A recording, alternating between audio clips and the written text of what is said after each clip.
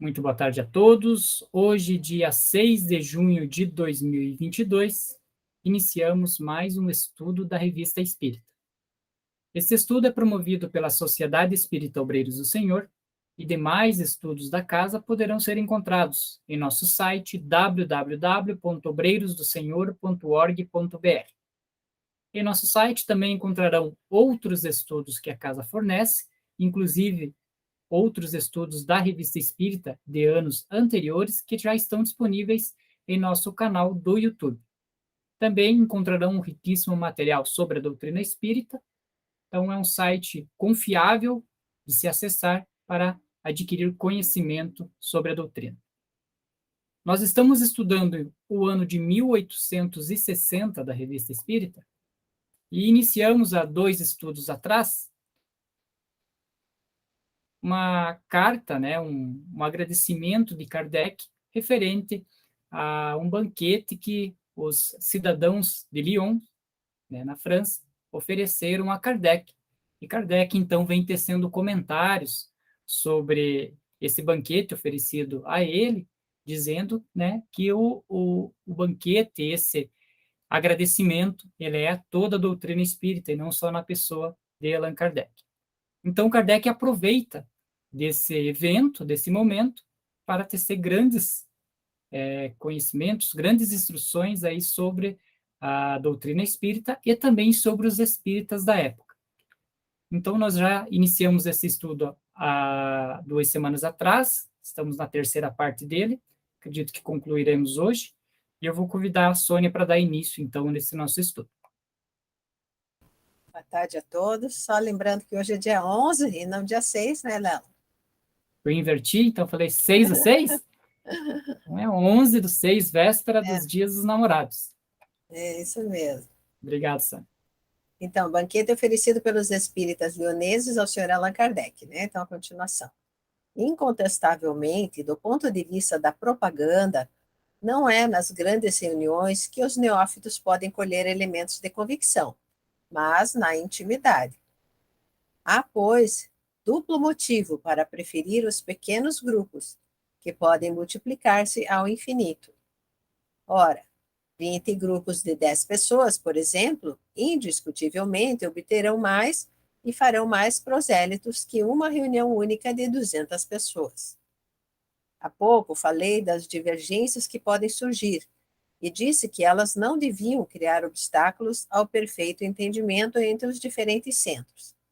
Com efeito, essas divergências só podem dar-se nos detalhes e não sobre o fundo. O objetivo... Aqui já cabe um comentário, né, Sônia? Então, existem modos diferentes, né, de trabalho, né? Por exemplo, a nossa casa, ela tem um cunho bem forte no magnetismo, então utiliza-se bastante, né, ali os passes, né, a energia magnética ali, tanto para ajudar na comunicação ou para deixar mais ameno, mas, como diz Kardec, né, ela pode ter ali uns detalhes diferentes, mas não com relação ao fundo, né? Então, a evocação, se o espírito está comunicando de uma forma que se nota que ele está subjugando, por exemplo, a pessoa, e isso é em todos os outros grupos, né? Não tem o espírito está agindo de uma forma em um grupo, então ele é de uma forma ali, ele está agindo da mesma forma em outro grupo, então eles interpretam diferente. Acho que é isso que Kardec quis dizer, né? Sim, e divergências entre os grupos também, no sentido de interpretação ou de conceitos, né, que podem divergir de detalhes, né, de algumas coisas, mas não da essência da doutrina, né, também nesse aspecto, eu penso, né.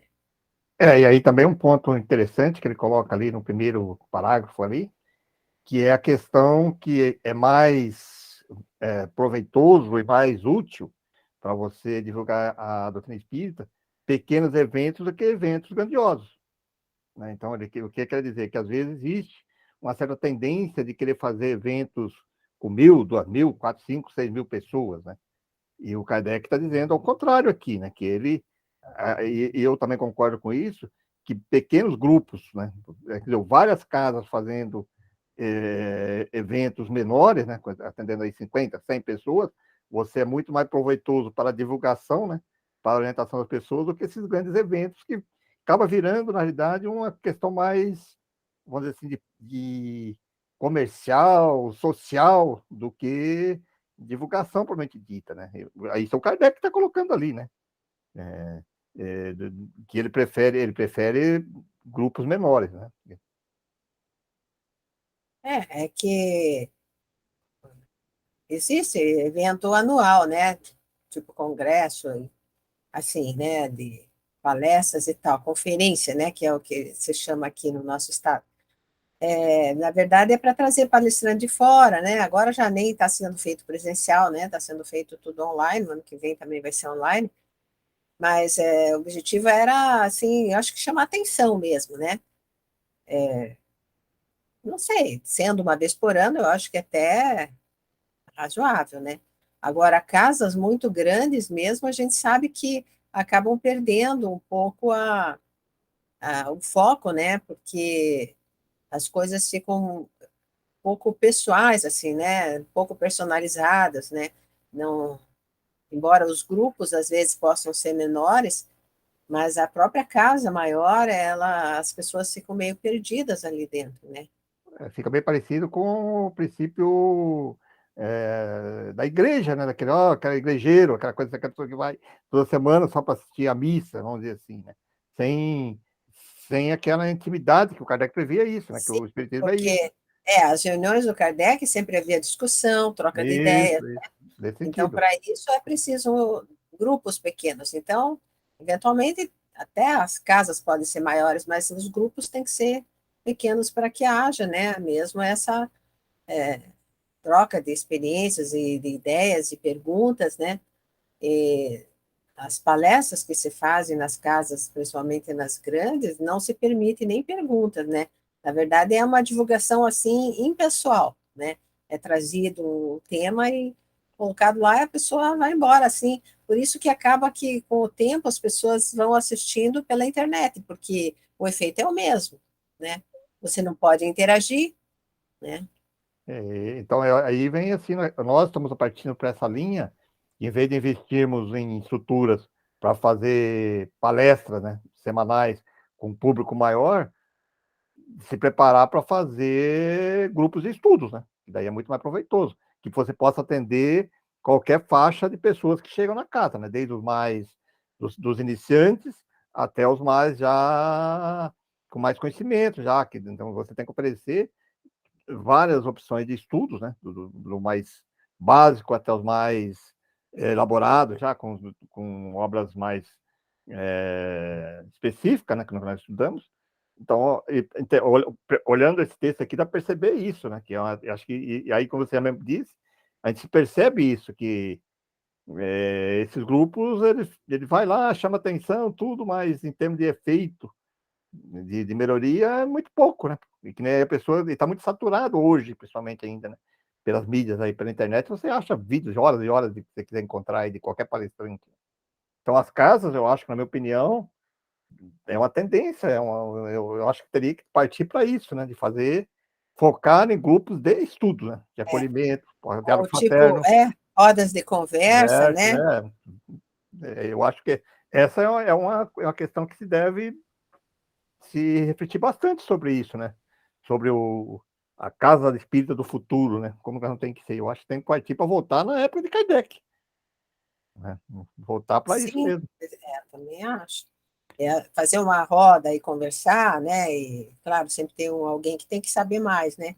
E aí você vai encaminhando essas pessoas para os grupos específicos de determinado estudo, de acordo com o grau de conhecimento dela e do perfil daquela pessoa, né? Exatamente. Acho muito mais proveitoso isso, né? Então, vamos continuar ali. O objetivo é o mesmo, o melhoramento moral. O meio é o mesmo, o ensino dado pelos espíritos. Se tal ensino fosse contraditório, se evidentemente devesse ser falso e o outro verdadeiro, notai bem que isso não poderia alterar o objetivo, que é conduzir o homem ao bem, para sua maior felicidade, presente e futura. Ora, o bem não poderia ter dois pesos e duas medidas. Do ponto de vista científico ou dogmático, é, contudo, útil, ou pelo menos interessante, saber quem está certo e quem está errado.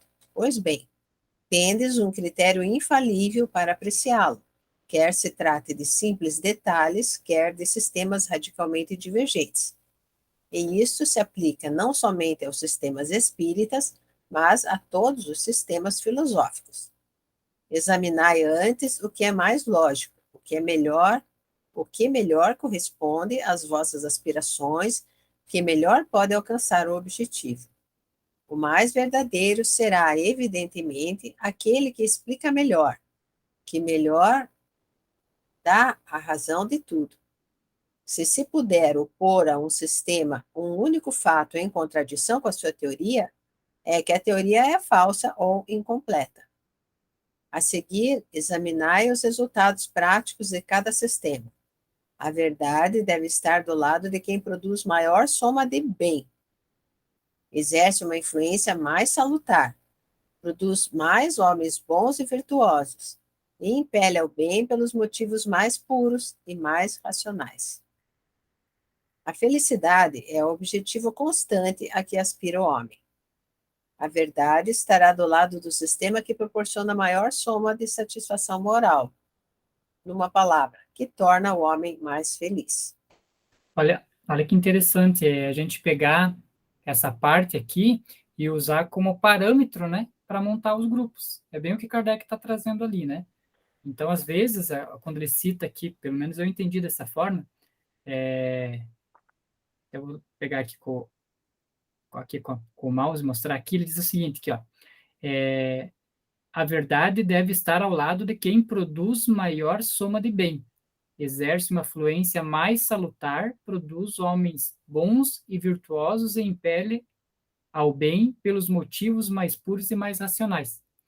Então veja que ele não diz, às vezes, a pessoa que é o mais conhecido, o mais famoso, o mais detentor de conhecimento, mas aquele que consegue, às vezes, na sua simplicidade e na forma como ele traz aquele conteúdo, transformar as pessoas, né? Porque às vezes você traz um texto, às vezes, muito difícil de entender e tal, não que não seja necessário evoluirmos para esses textos mais difíceis, mas que às vezes um texto simples, né? Uma interpretação ali das parábolas trazidas ali no Evangelho, né? E interpretado segundo o Espiritismo, ele transforma a pessoa de uma forma que um texto mais difícil não transformaria. Eu entendi dessa forma, não sei se estou errado.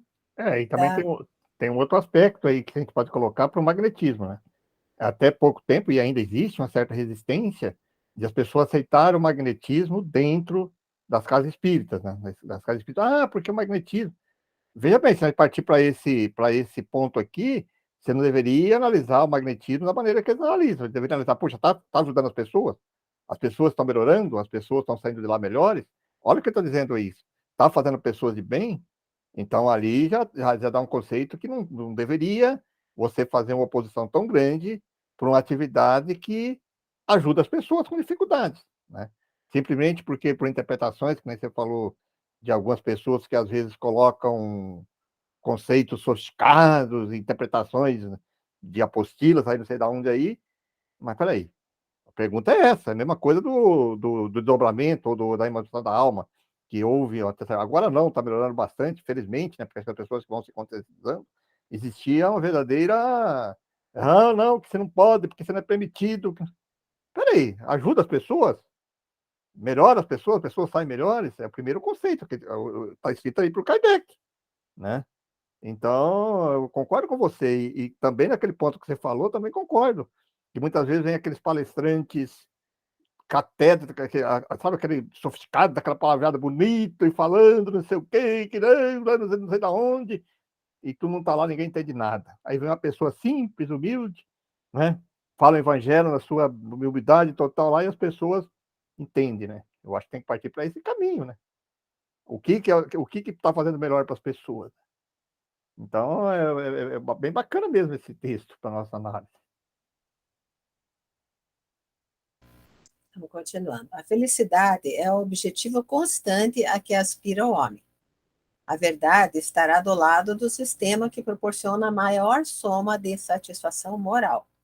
Numa palavra, que torna o homem mais feliz. Sim, porque A felicidade vai depender do que você almeja, né? Se você almeja coisas materiais e não consegue, você se sente infeliz. Mas quando você compreende o que é verdadeira felicidade, aí você vai buscar satisfação moral, né? E é dessa felicidade que ele está falando, né? Como o ensino vem dos espíritos, os diversos grupos, assim como os indivíduos, acham-se sob a influência de certos espíritos que presidem aos seus trabalhos ou os dirigem moralmente. Se esses espíritos não estiverem de acordo, a questão será saber qual que merece mais confiança.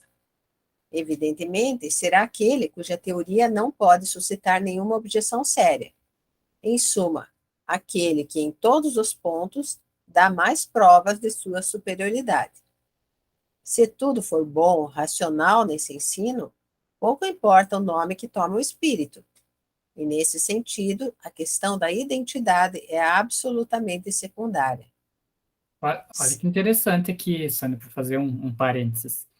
Até vou voltar um slide anterior aqui, porque é como diz o Pereira, a gente se baseia no que Kardec está falando, foi ele que codificou, ele que teve a missão, então a gente segue o que ele está falando, né? Então ele diz assim, ó, como o ensino vem dos espíritos. Ele cita isso, como o ensino vem dos espíritos. E aí ele vai definir lá que tem espíritos que são mais evoluídos e não tão evoluídos, e a gente tem que analisar. Se tudo for bom e racional nesse ensino, pouco importa o nome que toma o espírito, e nesse sentido, a questão da identidade é absolutamente secundária, certo? Então, o que nós vemos? Que às vezes vem lá um espírito e se intitula, por exemplo, Preto Velho, não é porque ele se intitula Preto Velho que ele não pode dar um ensino totalmente bom, né, de evolução para aqueles que estão assistindo. Ah, não, Preto Velho vem da linha de Umbanda, então não pode falar. É o Kardec vai totalmente contra. Ele diz que não interfere em nada se o conhecimento for, se o ensinamento for bom. Exatamente.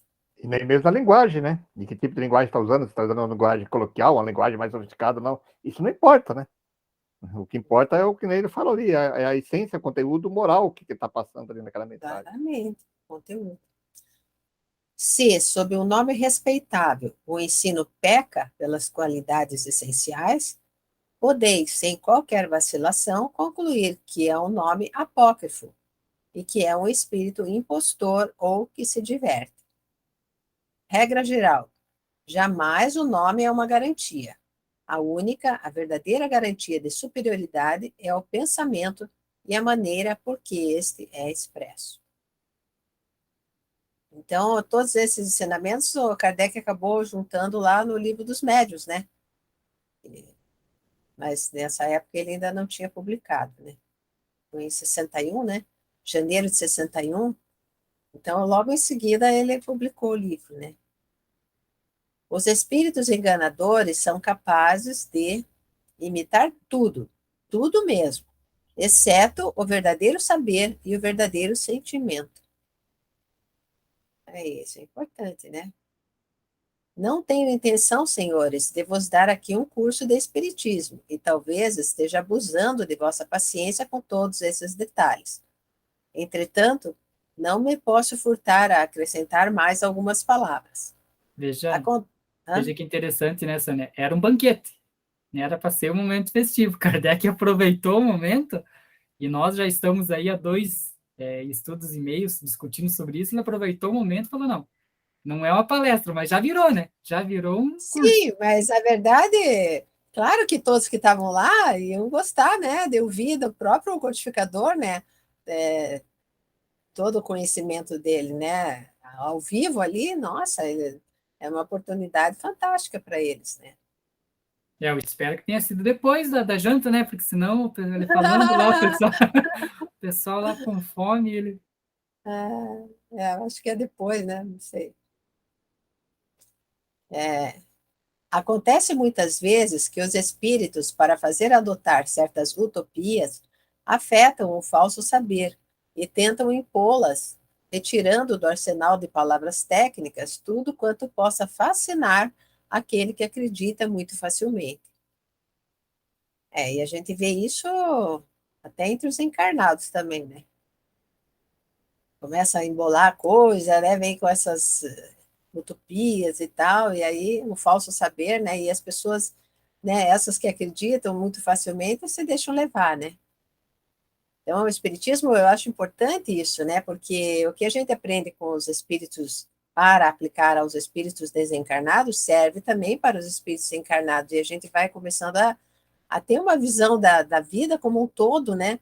De uma postura também um pouco diferente. Você não vai acreditando em qualquer coisa mais, né? E aí que vem a questão aí, que hoje estão questionando até a tua dúvida, né? Se você duvidar de alguma coisa, você não aceitar, que não acreditar, você não pode duvidar, tem que aceitar que foi de outro lá. Como? É. Eu acho que o princípio da filosofia e do crescimento é você duvidar, né? É falar, poxa, eu não tenho tanta convicção, Sim, está faltando elemento aqui para mim formar minha convicção, então prove para mim que isso está certo. Mas se você pensar dessa maneira hoje, infelizmente, vou trazendo aqui para o nosso meio, está se tornando uma questão assim chata, né? Porque, não, já se viu? Duvidou sem prova? Ué, a dúvida é mas é o razoável. contrário, É o né? contrário, Você exatamente. duvida enquanto não tem prova, né? Exato, a prova é o contrário. Então, mostra, eu queria mais essas coisas, vamos clarear mais essas questões, mais esse assunto. Então, Sim, mas não tem. já corta a pessoa por ela não ter a convicção porque está faltando alguma coisa. Se alguém está Sim, falando alguma coisa e está faltando um detalhe, então você tem que explicar mais detalhes, abrir mais, deixar mais transparente para que a pessoa consiga entender, né? Seja um raciocínio. Esse é o princípio da filosofia, na realidade, né? De duvidar sim, sempre, duvida, opa, tá, e vai questionando, bom, isso só se faz todos os pré-requisitos, então chegamos na conclusão. Não exatamente. já na primeira você já, não Porque pode. você tem que estar em busca da verdade, né? E não estar aceitando para agradar as pessoas ou É, para, né, dizer que você é bonzinho, e, né? Não, e a gente não é percebe, esse o objetivo. e a gente percebe em algumas comunicações ditas espíritas, que vem, às vezes, fazendo alguns nomes pomposos como espírito, que às vezes você fica assim meio, poxa, não está fazendo muito sentido isso. Só que às vezes, se você questionar isso, você acaba também, do próprio movimento espírita, você acaba sendo assim, pô, mas esse cara é chato, né? Pô, mas não está muito claro isso, né? Eu já teve algumas obras, inclusive, que saiu aí, que eu questionei, né? E nós, graças a Deus, nós temos essa visão, nós estamos fazendo os estudos que nós estudamos nos grupos nossos, a Sônia sabe disso, e nós duvidamos de tudo mesmo, nós questionamos tudo. Ué, não é esse o objetivo? Não aceitar porque foi porque ele falou? Claro, até você encontrar alguma Ah, coisa que confirme, aí tudo bem, não é que você esteja querendo fazer, é, ser chato, assim, desagradável da rejeitar, pessoa. não é isso. Você Não queira é, rejeitar, você é crítico, assim, tudo, não, mas é não, porque há necessidade, como depois no livro dos Médiuns, o Kardec coloca a frase do Erasmo, né, do Erasto, do espírito Erasto, que é preferível você rejeitar 10 verdades do que aceitar uma mentira, né? Não é assim? é a única mentira como verdade, né? Isso, É melhor você porque rejeitar 10 a verdade vai passar o tempo e vai e vai acabar voltar. vindo à tona, né? Agora, Exatamente. se você aceita uma mentira, você se desvia do caminho. Então, aí fica bem claro. Então, isso aí a gente percebe, às vezes, alguns questionamentos, algumas obras que as pessoas aceitam, algumas coisas aceitam assim muito simples. Eu acho que tem que questionar mesmo. E na vida prática do nosso dia a dia, nós temos que ser assim, né? E não pode querer tolir esse direito nosso, essa maneira de. Não é porque, mas Tudo tem que ser assim, né? Eu acho que em tudo mesmo. essa faz parte, né? Né?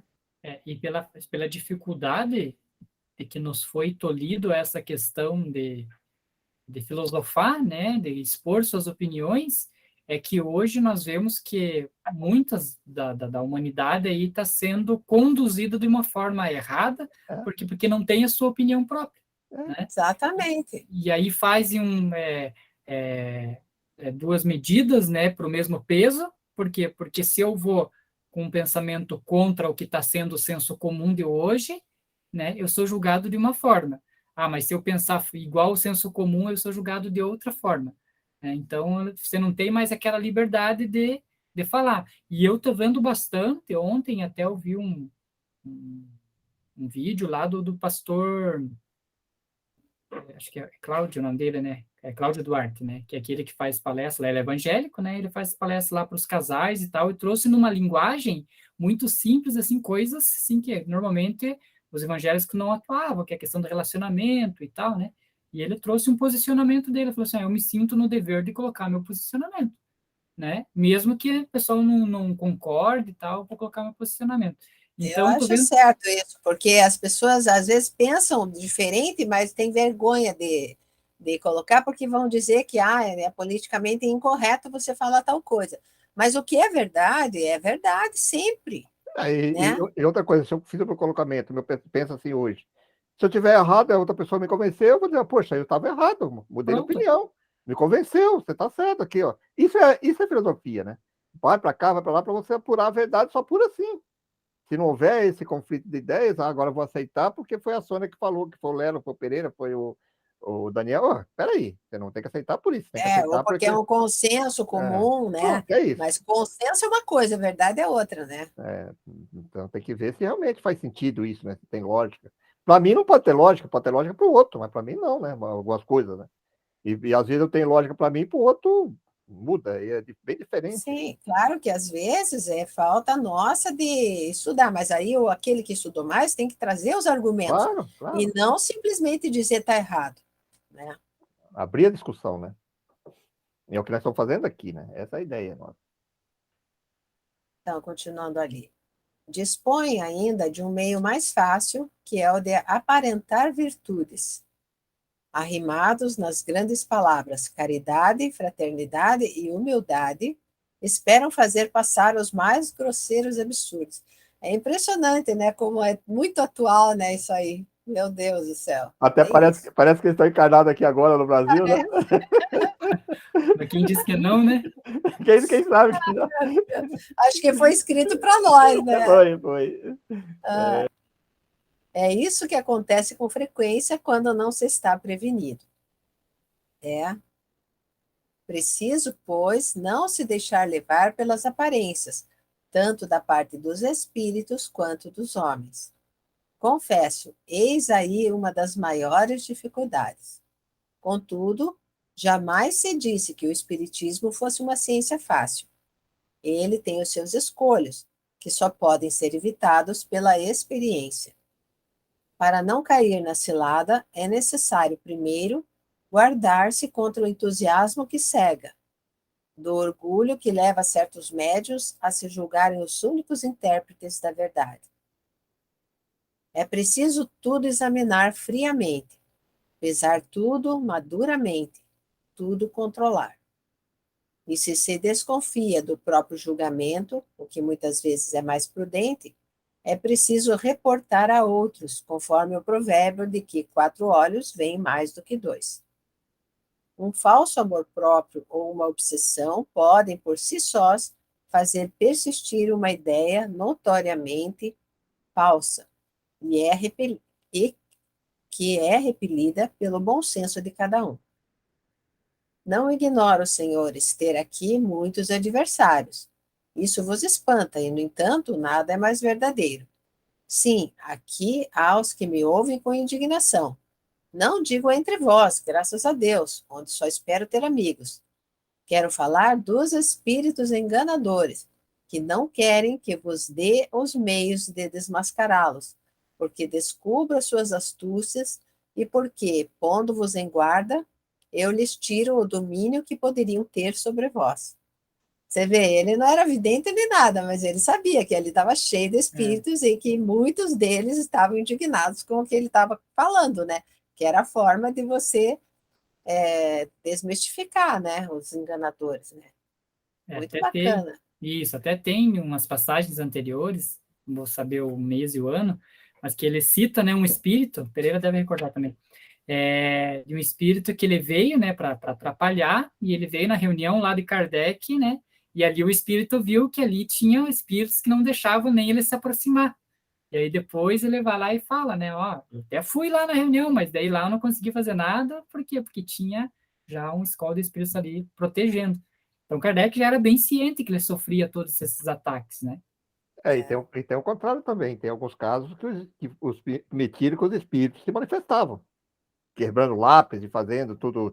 E daí depois perguntaram por que houve até um questionamento, por que permitiram isso, né? Falou, não, que é para vocês aprenderem realmente e saberem que eles estão aqui, né? Tudo era para tirar um aprendizado, né? Existe esse caso que você É, falou, eu lembro, e existe um outro também, né? Que é para Para aprender a discernir, né? Discernir, Porque às vezes a gente fica pensando assim, por que que no grupo nosso, nessa oração, tudo aqui, permite que esses espíritos venham e interferem? Porque ainda nós precisamos aprender, né? A controlar ele, Pois né? é, mesmo, isso eu acho importante esse detalhe, porque até já comentamos isso aqui no estudo da revista, que muitas vezes as pessoas dizem, mas você vê um espírito enganador, mistificador ou brincalhão, é porque nós não estamos mantendo a harmonia, não estamos fazendo a coisa certa, temos que nos cuidar mais e tal, né? Claro que sempre a gente tem que se cuidar, mas a gente não tem que colocar isso se sentindo culpados, por exemplo, né?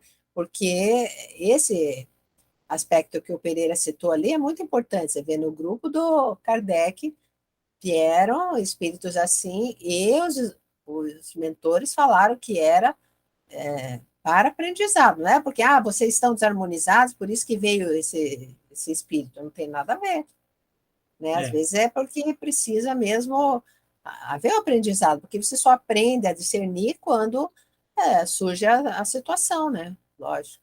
é. E também tem um outro lado nessa questão, até pegando esse exemplo do lápis que o Pereira citou, foram algumas reuniões até que eles foram amenizando aquela raiva do espírito. É o meu grupo mediúnico, ele só vem espírito bom que traz informações boas e tal. Eu falei, tá, mas e a ajuda dos espíritos que precisam de ajuda, de como está, né? Porque tem vários espíritos lá que estão precisando, às vezes, vir ali, quebrar lápis nas primeiras reuniões, amassar folha, mas de repente começar a se amenizar. Acho que aí também está a verdadeira ajuda, né? Dos espíritos aí que estão errantes e continuam errando, né? Sem ter ajuda de ninguém. Você sabe, Léo, que você colocando nesse argumento teu que você colocou assim, se você participar de um grupo e no grupo só vir comunicação de benfeitores e de mentores e tudo certinho, eu ficaria desconfiado. Verdade. Pô, para que serve esse grupo então? Só para receber. Né? Para quê? Né? Você tem que atender, tem que vir. Se for um grupo de obsessão, principalmente, você tem que atender essa entidade, ela tem que vir se manifestar ali para você conseguir, como você falou, ela vai se identificar daquela maneira e aí ele vai conversando, vai argumentos e vai orientando, vai para você ajudar ela a sair, porque se ela vê ali que Sim, está no mas momento. mesmo num grupo que não seja especializado em Sim, desobsessão, vai acontecer. Vem sofredores, vem espíritos revoltados, vem de todos os tipos, né? eu desconfiaria muito de um grupo que só viesse benfeitor. Peraí, o que estão fazendo aqui nesse grupo? Né?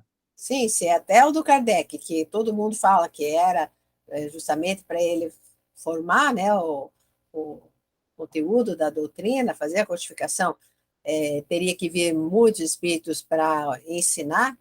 Ainda assim vinham espíritos, né, porque é um aprendizado também, né, você aprender a lidar com espíritos mais revoltados, inferiores, e tudo, de tudo nós tiramos um aprendizado, né? Assim, então, aí eu não me lembro onde é que parei a tal respeito ali, né? Comecinho, começa aqui a partir do quero aqui, vamos dali Ah, para frente. quero falar dos espíritos enganadores, que não querem que vos dê os meios de desmascará-los, porque descubro as suas astúcias e porque, pondo-vos em guarda, eu lhes tiro o domínio que poderiam ter sobre vós. A tal respeito, senhores, vos direi que seria um erro imaginar que eles não exerçam esse domínio senão sobre os médios. Ficais certos de que, estando em toda parte, os espíritos agem incessantemente sobre nós, sem o sabermos, quer se seja ou não espírita ou médium, né? Isso é uma verdade, né? Não quer dizer que seja só que o médium ele percebe mais fácil, né? Mas a ação é com todo mundo, né? Fica ali buzinando no ouvido, se você não estiver atento, né, no pensamento, assim, vai misturando com o teu pensamento e você vai entrando na onda do espírito, né? É. E aqui você pegou a parte final ali, onde ele diz médio, né? E eu vou voltar a palavra antes, né? Porque ele diz assim, quer se seja ou não espírita, Espírito, ou seja, não é só no espiritismo, né? com certeza. Eu, quando converso, assim, por ter um pouco de conhecimento em outras religiões, quando eu converso com pessoas de outras religiões, que eu sempre faço um paralelo do nosso médium com o servo da renovação carismática, o pastor lá que recebe as revelações no evangélico e tal, para a pessoa entender que essa característica que nós denominamos médium, ela existe em todas as outras religiões, né? Com certeza. Então, a influência dos espíritos, lógico, no médium é mais, porque ele é mais sensitivo, mas para nós que não somos tão sensitivos também, de forma como que, como intuição, nossa, acabei de pensar em alguma coisa, será que fui eu que acabei de pensar em alguma coisa? Não foi intuído, não foi alguém que estava ali do lado, né, ajudando nisso? Então tem que tomar cuidado, né? Tem em todas as religiões. Então, a mediunidade não os atrai, ao contrário, fornece-lhes o meio de conhecerem o inimigo, que se traz sempre, sempre o vi bem, e que só abusa dos que se deixam abusar. Bacana, né, essas ênfases que ele dá assim. Isto, senhores, leva-me a completar meu pensamento sobre o que acabo de dizer a respeito das dissidências que poderiam surgir entre os diversos grupos, em consequência da diversidade de ensino. Eu disse que, não obstante algumas divergências, eles poderiam entender-se, e devem entender-se, desde que sejam verdadeiros espíritas. Dei-vos o meio de controlar o valor das comunicações. Agora vos darei o de apreciar a natureza das influências exercidas sobre cada um.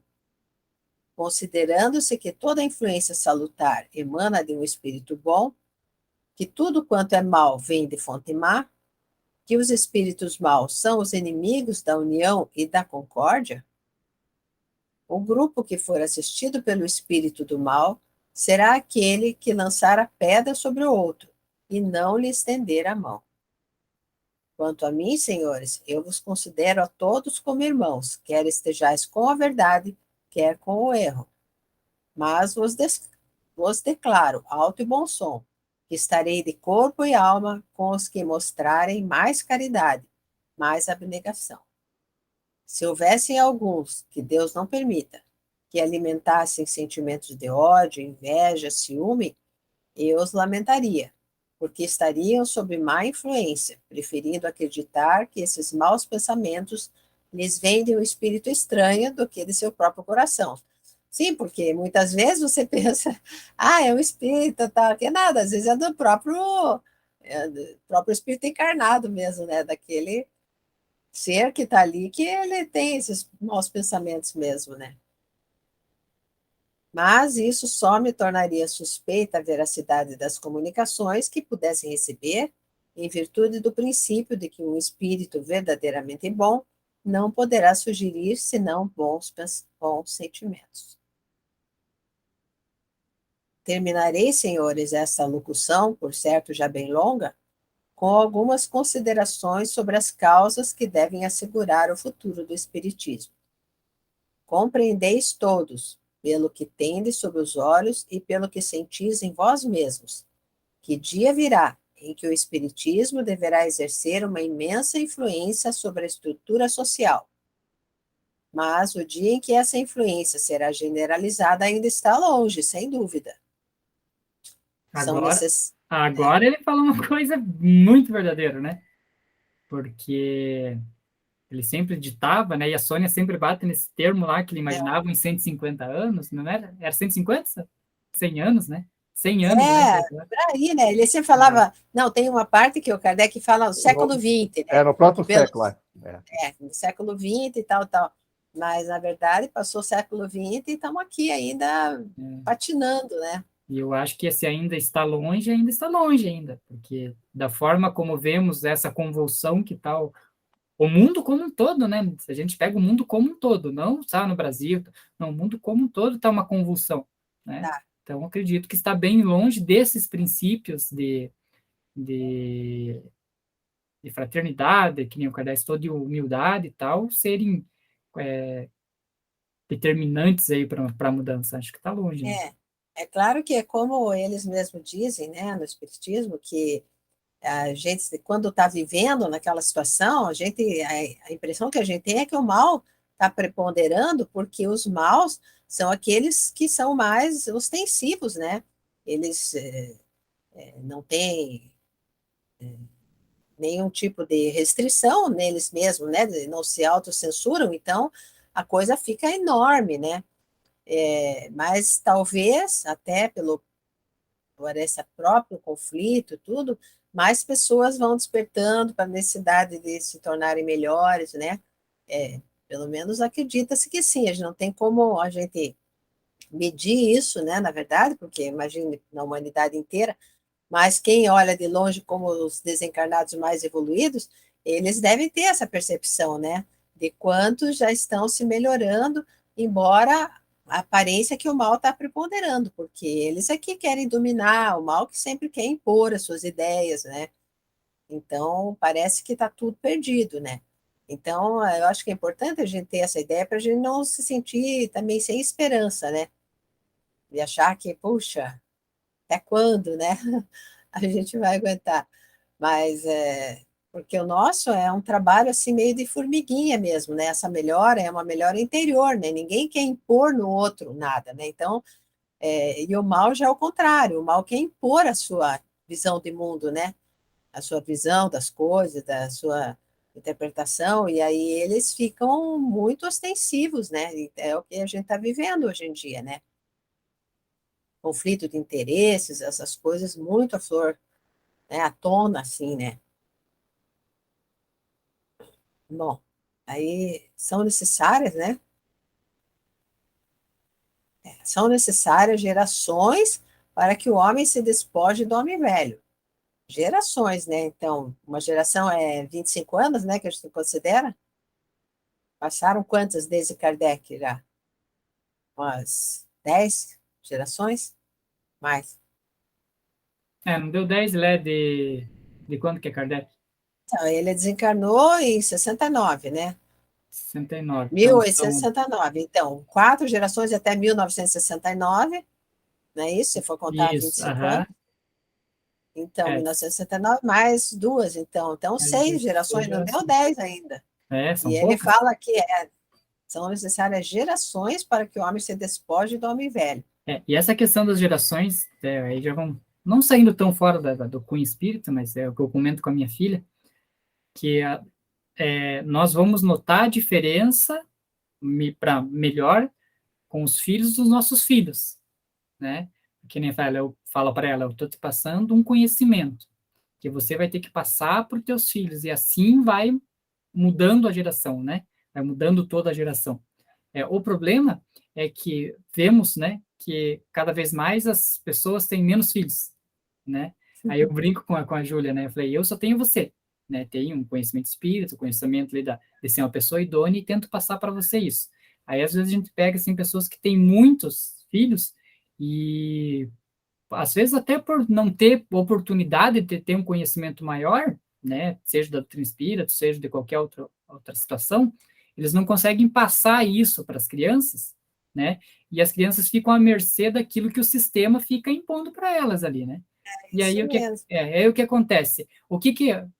Se você ligar a televisão hoje, você vai ligar a televisão e vai encontrar alguma coisa boa, saudável para assistir? Normalmente não.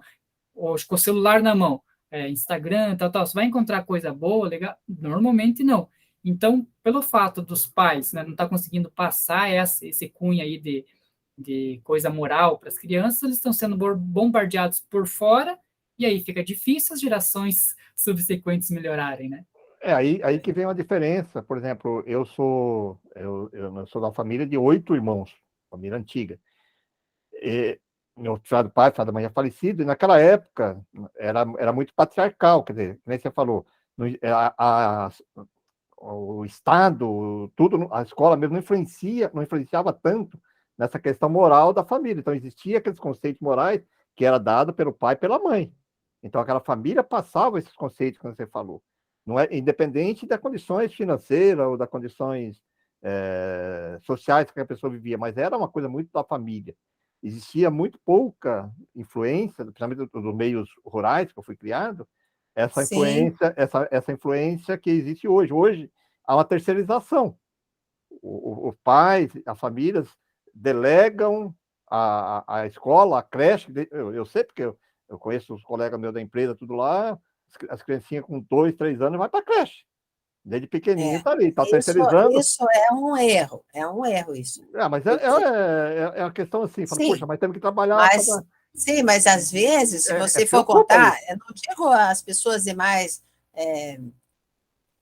dificuldades financeiras, mas as pessoas de classe média, assim, vamos dizer, às vezes eu fiz tal curso, a mulher pensa, né? E isso até é o meu caso, também passei por isso, né?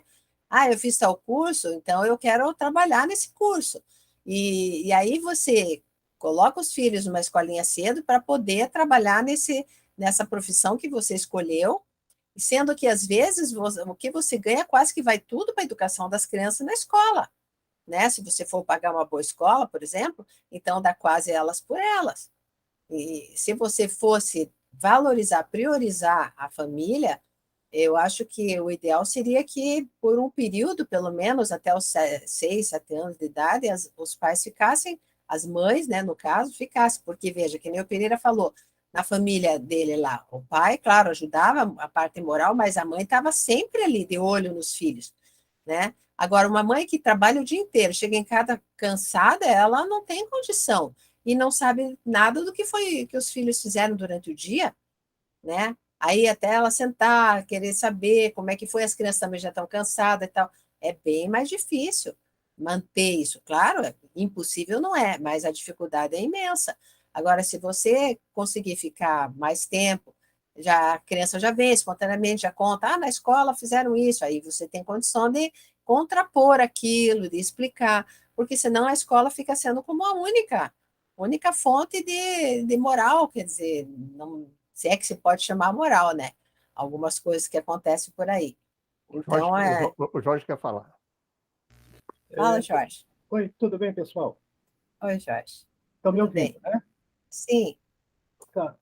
Não sei se eu estou errado, né? Mas eu tenho muita esperança, né? E eu acho que tudo que está acontecendo, eu vejo com uma certa normalidade. Em outras palavras, né, eu penso que talvez seja inevitável o caos para vir dias melhores, né? Então, eu vejo colegas, né, na minha idade, na nossa idade, que no meu tempo, mas, gente, muita coisa melhorou. Né? Por exemplo, eu venho de uma família, né? Tenho a mesma geração de vocês, realmente os valores eram outros, né? Mas muita gente revoltada, principalmente por conta da religião, por conta da moral, por conta do rigor das famílias, né? Então, a gente vive num mundo de tecnologia, eu creio que é inevitável. Tudo que a gente vê, eu acredito que é inevitável, eu acredito em dias melhores. Vi uma palestra outro dia, um palestrante, o palestrante estava falando sobre metaverso. Eu achei bem bacana o que ele falou. Ele falou, eu não acredito. Ele falou, estamos saindo de uma pandemia e eu acho que a humanidade vai caminhar no passo ao contrário. Ao invés de ficar brincando com o avatar, daqui para frente as pessoas vão tentar se interagir, né? Então, eu acredito que tudo que está acontecendo no mundo, talvez a pandemia, ensinou muito mais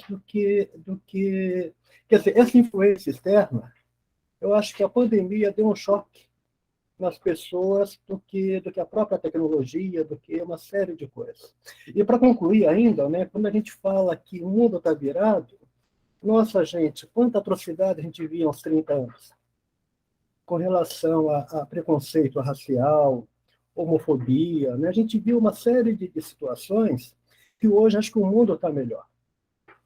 Esse é o meu ponto de vista, né? Eu olho assim e falo, nossa, acho que não poderia ser diferente. Né? Essa meninada que vive com celular. Nossa, eu devorava um livro por mês. Né? Pegava o trem lá em Santo André, ficava 40 minutos no trem e lia 1 hora de livro ou 2 horas diariamente. Agora a pergunta que eu faço para mim, e se eu tivesse um celular quando tinha 15 anos?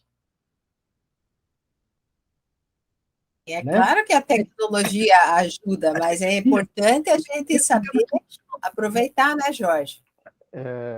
Eu concordo com o Jorge, assim, que realmente as coisas têm que aflorar, né? Que nem as coisas ruins, as coisas têm que aflorar, para que nós possamos compreender, que nem o joio tem que aparecer para nós poder separar o joio do trigo. Isso é para cada um poder aprender, para saber o que é errado e o que é certo. E é claro também para mim que existe muitas coisas boas acontecendo. Mesmo no Brasil, existe uma geração de jovens aí que a gente percebe, que não é falado, que não é divulgado, porque as mídias não têm interesse, de pessoas boas mesmo, estudando aí questões de interesses aí, em todas as linhas, em todas as áreas, científica, de saúde, engenharia. A gente percebe um grupo de jovens. Eu tenho conversado com alguns grupos, algumas pessoas, e converso com algumas pessoas, a gente percebe isso que existe. Só que a questão ainda a Sônia colocou um ponto bem interessante aí antes, que o mal ainda está muito audacioso, muito barulhento, faz muito barulho e tem muita influência, né? E eu acredito sim, e aí o espiritismo, que eu acho que tem que ser esse norteador, né? Ele tem que assumir essa responsabilidade de esclarecimento, orientação, não pode ficar, vamos dizer assim, tímido ali, passivo ali, aguardando, deixando passar. Não, não vamos entrar nisso, tem que entrar sim, tem que entrar, e aí entra não só o espiritismo, mas com a religião, né?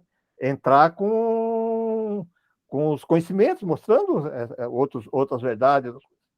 Mas também percebo, Jorge, eu concordo com você, um grupo de jovens aí, olha, que é de admirar, de conhecimentos que o Lero falou da filha, de outros, a gente vê muitas pessoas, né?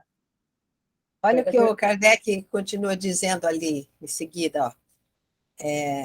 Ele fala que precisa muitas gerações, né? Contudo, desde agora, se o bem não pode ser geral, já é individual. E porque esse bem é efetivo, a doutrina que o proporciona é aceita com tanta facilidade, direi mesmo com tanto entusiasmo por muitos. Né? Então, tem a ver com isso que a gente está falando, né? Que alguns vão se perder mesmo, por causa das facilidades, aí, excesso de coisas negativas que estão aí. Se a pessoa não souber discernir entre o bem e o mal, ela vai entrar pelo caminho do mal, vai se perder com muita facilidade, mais facilidade do que na época que não havia todas essa tecnologia à disposição da maioria das pessoas, né? Então agora é uma porta muito larga, né? Cada vez mais larga a porta, assim, né? E você tem que saber discernir, né? Então, para se perder é muito fácil. Então ele continua: com efeito, pondo de lado a sua racionalidade, que filosofia é mais capaz de libertar o pensamento do homem dos laços terrenos, de elevar sua alma para o infinito? Qual a que lhe dá uma ideia mais justa, mais lógica e apoiada sobre as provas mais patentes de sua natureza e de seu destino? Que seus adversários a substituam por algo melhor, uma doutrina mais consoladora, que melhor se ponha de acordo com a razão, que substitua a alegria inefável de saber que os seres que nos foram caros na terra estão junto a nós, que nos veem, nos ouvem, nos falam e nos aconselham, que dê um motivo mais legítimo à resignação, que faça temer menos a morte, que proporcione mais calma nas provas da vida, que, enfim, substitua essa doce quietude experimentada quando se pode dizer: sinto-me melhor. Ante uma doutrina que faça melhor que tudo isso, o Espiritismo deporá as armas. O Espiritismo torna, pois, soberanamente feliz. Com ele, não mais isolamento nem desespero. Ele já poupou muitas faltas, impediu vários crimes, levou a paz a inúmeras famílias, corrigiu muitas imperfeições. Que será então quando os homens forem alimentados por tais ideias? Porque então, vindo o raciocínio, eles se fortificarão e não mais renegarão a alma. Sim, o Espiritismo torna feliz, e é isso que lhe dá um poder irresistível e assegura o seu triunfo futuro. Os homens querem a felicidade. Como o Espiritismo a oferece, eles se lançarão em seus braços. Desejam aniquilá-lo? Então deem ao homem uma fonte maior de felicidade e de esperança. Isso quanto aos indivíduos. Duas outras forças parecem ter receado o seu aparecimento: a autoridade civil e a autoridade religiosa. Por quê? Porque não o conhecem. Hoje, a Igreja começa a ver que nele encontrará uma arma poderosa para combater a incredulidade, a solução lógica de vários dogmas embaraçosos e, finalmente, que ele já conduz aos seus deveres de cristãos um bom número de ovelhas desgarradas. Por seu lado, o poder civil começa a ter provas de sua benéfica influência sobre a moralidade das classes laboriosas, às quais essa doutrina, pela convicção, inculca ideias de ordem e de respeito à propriedade, fazendo compreender o nada das utopias. Aí eu acho que ele já fala das utopias que tem a ver com essa, né, que eu comentei lá, que ele é contemporâneo do Marx, né? Então ali já entra, ele fala a respeito à propriedade, né? Já tem a ver com isso aí. Merece Pode bastante falar. reflexão essa última parte, né? Hã? A última parte merece bastante reflexão, bem bacana mesmo. Pois é. Isso, né? Então, testemunha metamorfoses morais quase miraculosas, e em breve entreverá na difusão dessas ideias um alimento mais útil ao pensamento que as alegrias dos cabarés ou o tumulto da praça pública, e, consequentemente, uma salvaguarda para a sociedade. Porque é uma questão de prioridade, né? A hora que você perceber que você é um espírito imortal e que você está aqui para progredir, né? Não é para dizer, só aproveitar a vida, ter prazeres, prazeres assim materiais, né?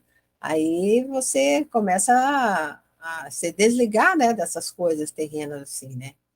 Assim, povo, igreja e poder, um dia vendo nele um dique contra a brutalidade das paixões, uma garantia da ordem e da tranquilidade, um retorno às ideias religiosas que se extinguem, ninguém terá interesse em obstaculizar a sua marcha.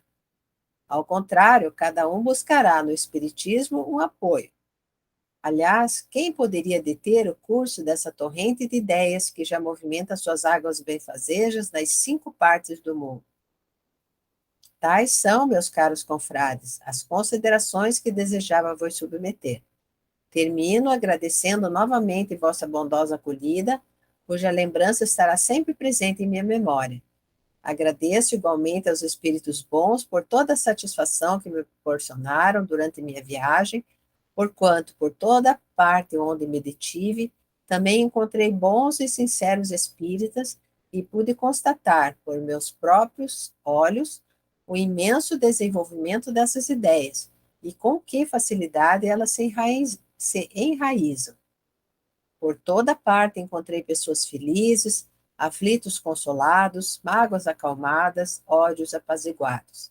Por toda parte a confiança e a esperança, sucedendo às angústias da dúvida e da incerteza. Ainda uma vez, o Espiritismo é a chave da verdadeira felicidade, e aí está o segredo de seu poder irresistível. Então, é utopia uma doutrina que faz tais prodígios? Que Deus, na sua bondade, meus amigos, se digne vos enviar espíritos bons para vos assistir nas vossas comunicações, a fim de que sejais esclarecidos sobre as verdades de que estáis encarregados de espalhar. Um dia colhereis centuplicados os frutos do bom grão que houverdes semeado.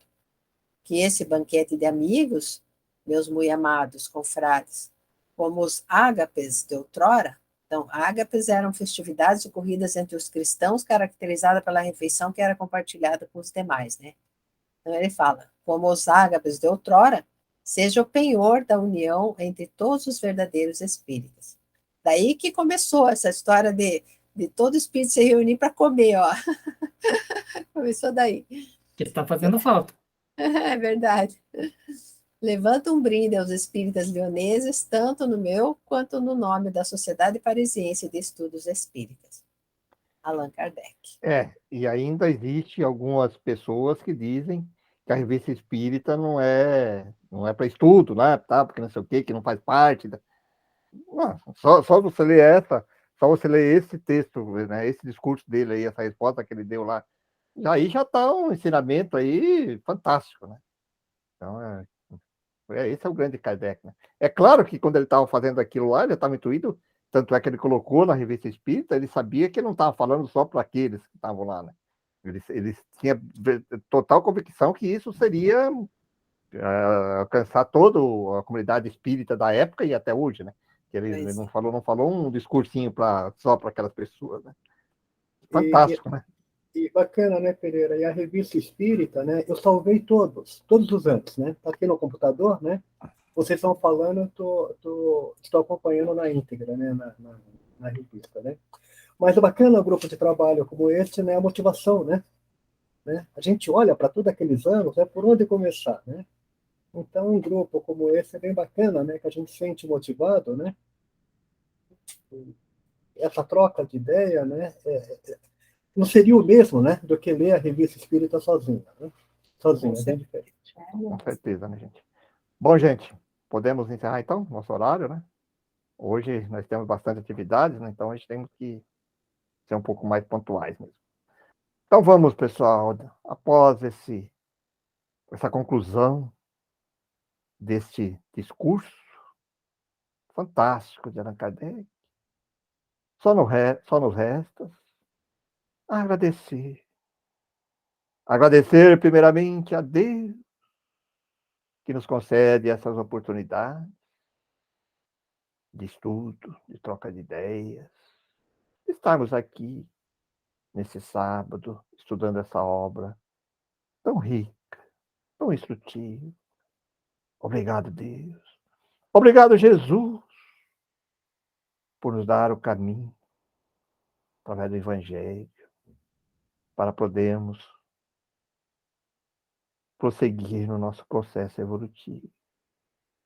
E agradecemos com todo o coração toda essa equipe que montou, codificou o Espiritismo. O Kardec, que é o Hipólito de Leão Denizar, todos os amigos espirituais, toda aquela equipe preparada que nos deixou esse legado tão rico. Obrigado, amigos, por ter nos deixado, nos proporcionado esses conhecimentos. E assim agradecemos também a todos os amigos espirituais que nos acompanham, sejam aqueles que nos acompanham para o estudo e aqueles que vêm até nós para nos orientar e nos entender. Assim, com muita gratidão e amor, vamos encerrando esse estudo de hoje com a permissão de Deus. E desejamos que possamos estar aqui na próxima semana para mais um estudo da Revista Espírita. Que assim seja.